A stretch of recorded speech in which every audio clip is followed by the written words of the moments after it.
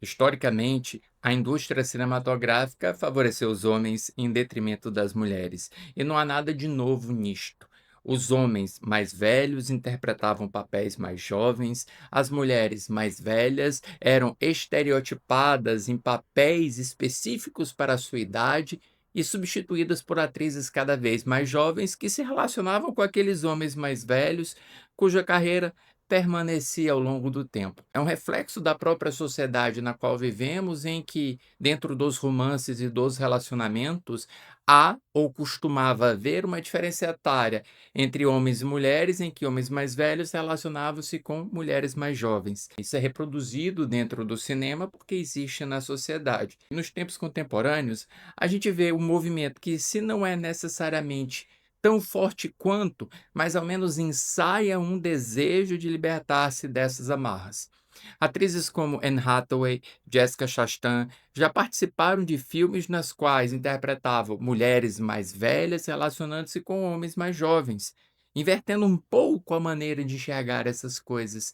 E isso acontece também na série da Netflix Vladimir, na qual a atriz Rachel Weisz interpreta uma professora de literatura em uma faculdade que se vê atraída pelo personagem título, Vladimir, que é um novo professor de literatura que foi contratado porque ele é um sujeito que explodiu com grande sucesso. Quando a narrativa começa, nós sabemos que John, o marido da personagem interpretada por Rachel Weisz, teve relacionamentos extraconjugais com suas alunas, todas elas adultas e todas elas participando consensualmente desse relacionamento.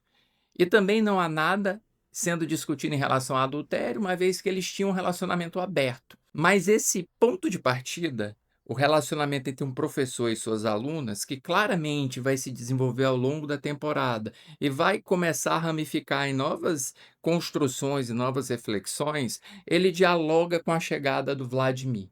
Isso porque, ao mesmo tempo em que a faculdade repudia, repreende e afasta um professor que se relacionou com as suas alunas, contrata um outro professor, não necessariamente porque quer que o seu professor se envolva sexualmente com outras alunas, mas porque é bom para a faculdade ter professores jovens, bem-sucedidos, atraentes, iguais a ele. Então há uma espécie de contradição que habita toda essa minissérie, que no restante do tempo, infelizmente, é uma minissérie um pouco não careta, mas um pouco convencional demais para a sua pretensão de quebrar as convenções na qual está inserida. O fato da protagonista conversar diretamente com nós, como se estivesse escrevendo um livro em primeira pessoa, dialogando com o leitor deste livro e contando para nós como se sente, como reage, o que pensa, que cria uma associação óbvia com Fleabag, tanto por causa da forma, quanto por causa do tema feminista que está sendo discutido dentro da narrativa. E uma das coisas que essa personagem fantasia conosco é justamente relacionar-se com Vladimir.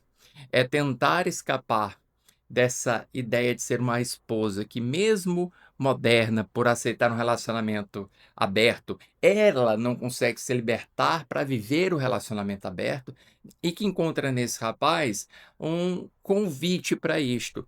E o relacionamento dela com ele, que ao mesmo tempo que é cordial, é amistoso, é também de admiração mútua e, por que não, de desejo e de paixão, ou pelo menos assim que ela interpreta. Nos seus melhores momentos, ele nos convida a refletir sobre narração e sobre narradores confiáveis e narradores não confiáveis. Será que nós podemos confiar na perspectiva de uma personagem narradora autora que tem o poder da palavra, porque é uma professora de literatura e também uma escritora, que está na posição de narradora de uma obra cinematográfica e no papel de personagem? Será que nós devemos confiar naquilo que ela está nos contando, da forma como ela está nos contando? Isso é algo que sempre vai gravitar ao longo dos 8 episódios, com duração aproximada de 30 minutos. Episódios que vão desenvolver-se em torno do desejo, da paixão, do fetiche de uma mulher mais velha por um rapaz mais jovem. Me lembra até um pouco quando a Nicole Kidman participou de Baby Girl. Ali, no caso, era mais abertamente a discussão de relações de poder e de fetiche. E aliás, por falar em relações de poder, o filme vai falar sobre isso, sobre como professores que estão numa condição superior, entre aspas, em relação aos alunos, estes estão ali para aprender, aqueles estão ali para transmitir conhecimento, como os professores, mesmo em relações consensuais, precisam respeitar certos limites, que é algo que o filme vai convidar-nos a refletir de uma forma, bem, um pouco óbvia, mas não necessariamente óbvia, empregando a filha deste casal como um instrumento central para isso. E que vai enxergar no pai justamente a pessoa que tem que defender em razão do sangue, mas cuja atitude provavelmente repudiaria se vinda de outros homens, se vinda de outras situações que não do seu pai.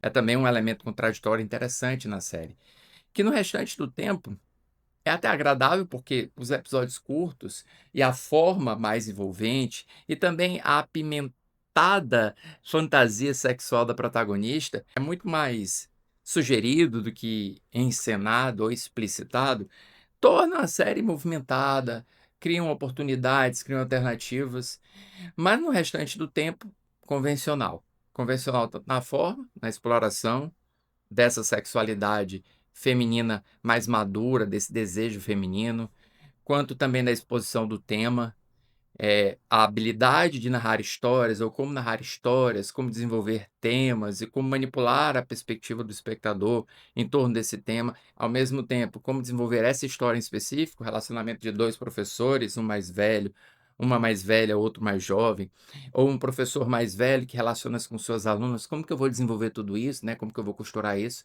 Tudo um pouco convencional demais. E o que que me comprova esse aspecto convencional é o fato da série começar com um grande gancho.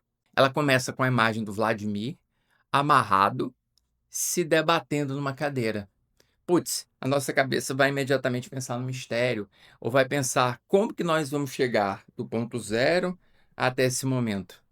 E é uma forma incrivelmente cômoda de você tentar fisgar a atenção do espectador, ainda mais quando você não é capaz de honrar os pactos que você estabelece ao longo desse tempo.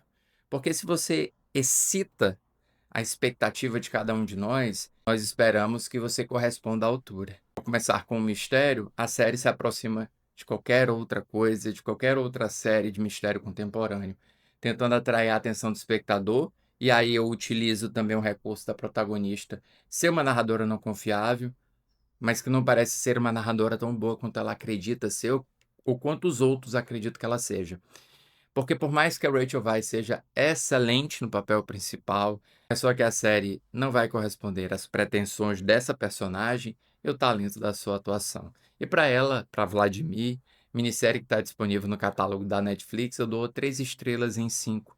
E se você chegou aqui neste vídeo, gostou deste vídeo, deixa a tua curtida, comenta para mim o que você achou de Vladimir, desse vídeo, compartilha com os amigos, inscreva-se no canal para você acompanhar as novidades que passam aqui no Cinema com Crítica.